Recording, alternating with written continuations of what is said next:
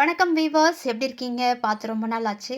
இன்றைக்கி வீடியோவில் நான் கத்திரிக்காய் கிராமத்து ஸ்டைலில் இப்படி தான் செய்வாங்க. ஸோ அந்த வீடியோ தான். வாங்க வீடியோக்குள்ளே போகலாம். ஃபஸ்ட் நான் ஒரு பேனில் கொஞ்சமாக எண்ணெய் சேர்த்துக்கிறேன். நார்மலாக நம்ம கத்திரிக்காய் பொரியல் பண்ணணுன்னா இப்போது எவ்வளோ விதவிதமாக செய்கிறாங்க. பட் கிராமத்தில் பார்த்திங்கன்னா இந்த மெத்தட் தான் ஃபாலோ பண்ணுவாங்க. ரொம்பவே டேஸ்டியாக இருக்கும். கொஞ்சமாக கடுகு சேர்த்துட்டு சீரகம் ஒரு சிட்டிகை இல்லை ஒரு 1/4 டீஸ்பூன், பொடியாக கட் பண்ணி வச்ச வெங்காயம், பச்சை மிளகாய் நம்ம இந்த கத்திரிக்காயில் ஒரு நல்ல ஒரு ஃப்ளேவர் கொடுக்கும். நல்லா கமன்னு ரொம்பவே டேஸ்டியாக இருக்கும். பொடியாக கட் பண்ண ஒரு தக்காளி, தேவையான அளவு கல்லுப்பு சேர்த்து நம்ம இதை வதக்கணும். அப்படின்னா தக்காளி கொஞ்சம் நல்லா ஸ்மாஷ் ஆக இந்த உப்பு நமக்கு ஹெல்ப் பண்ணும். அண்ட்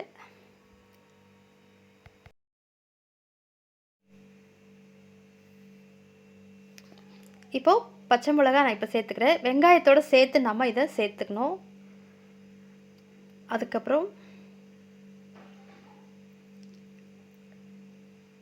ஒரு 1/4 டீஸ்பூன் மஞ்சள் பொடி சேர்த்துட்டு இதை நல்லா வதக்கிக்கலாம். வெங்காயம் நல்லா கொஞ்சம் ப்ரௌனிஷான ஒரு பொன்னிறமான அந்த ஸ்டேஜுக்கு வந்துச்சு அப்படின்னா அந்த கத்திரிக்காய் பொரியலில் இதோட ஸ்மெல் ரொம்பவே நல்லாயிருக்கும். அண்ட் வெறும் மிளகாய் பொடி ஒரு டேபிள் ஸ்பூன்,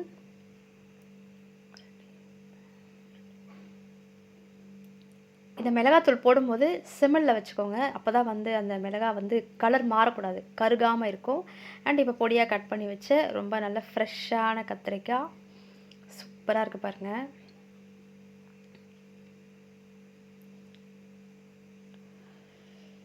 இப்போது லைட்டாக இதை நல்லா வதக்கிட்டு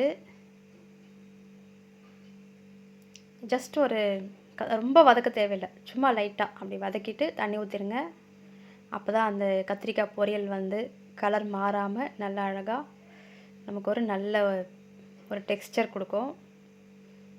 பாருங்கள் இப்போ எவ்வளோ சூப்பராக இருக்குது.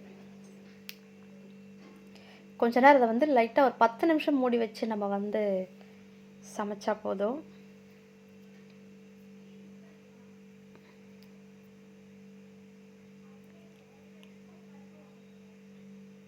இப்போது சூப்பர்பாக கிராமத்து ஸ்டைலில் கத்திரிக்காய் பொரியல். இப்போது கொஞ்சமாக ஒரு 50 கிராம் அளவு வேர்க்கடலை, பூண்டு ஒரு 5-6 பல் பூண்டு இதில் அரைச்சி வச்சுட்டு லைட்டாக வறுத்துட்டு வேர்க்கடலையே அதை அரைச்சிட்டு அதுக்கப்புறம் அதுலேயே ஒரு 5-6 பல் பூண்டு சேர்த்து கொஞ்சம் கோர்ஸ் பவுடராக ஒரு கரக்கரை, ரொம்ப நைஸாக அரைக்காமல் கொஞ்சம் கரகரப்பாக அரைச்சி வச்சுட்டு இப்போ பாருங்கள் இதில் தண்ணி இல்லை, வெறும் எண்ணெய் மட்டும்தான் இருக்குது.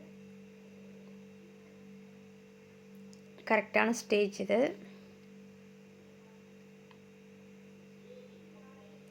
இப்போது நம்ம ஃபுல்லாக சிம்மில் வச்சுட்டு இந்த பொடி போட்டுட்டு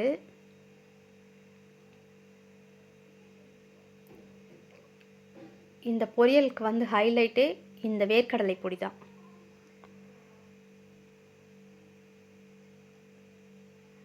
இப்போது லைட்டாக இதை வதக்கிக்கலாம். நம்ம வதக்கிட்டு ஆஃப் பண்ணிட்டா அவ்வளோதான், கத்திரிக்காய் பொரியல் ரெடி.